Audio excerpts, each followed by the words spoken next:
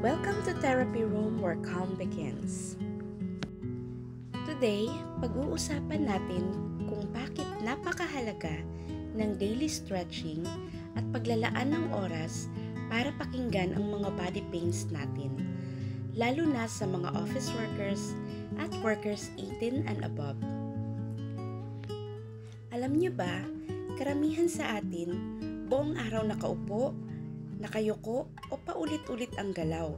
Kaya yung likod, leeg, balikat at kamay, unti-unting Pero ang good news, kaya natin siyang bawasan sa simpleng routine lang. Kapag nag-stretching tayo araw-araw, mas bumubuti ang blood circulation kaya mas magaan ang pakiramdam. Nababawasan ang muscle stiffness kaya hindi madaling sumakit o mangawit. Mas gumaganda ang posture lalo na kung lagi tayong nakaharap sa computer. At pinaka-importante, naririnig natin ang katawan natin. Minsan kasi, hindi natin napapansin na sobra na pala tayong pagod. Yung simpleng kirot, kapag pinabayaan, pwedeng maging chronic pain. Kaya sa therapy room, paulit-ulit kong sinasabi, makinig ka sa katawan mo bago ito sumigaw. Habang nag-stretch, subukan mong huminga ng malalim.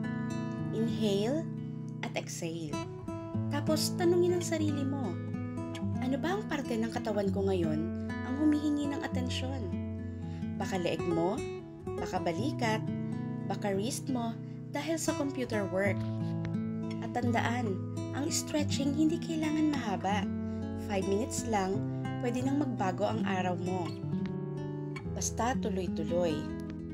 Sa mga office workers at workers na laging pagod, deserve nyo pong gumaan ang katawan at isipan nyo. Deserve nyo pong hindi masakit ang paggalaw sa araw-araw. At deserve nyo pong alagaan ang sarili nyo kahit busy kayo.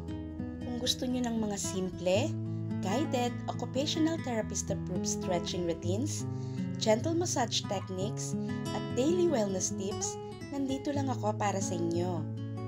At para sa mga gusto ng weekly therapy session, pwede rin kayong mag-visit sa Karada Japanese Body Therapy.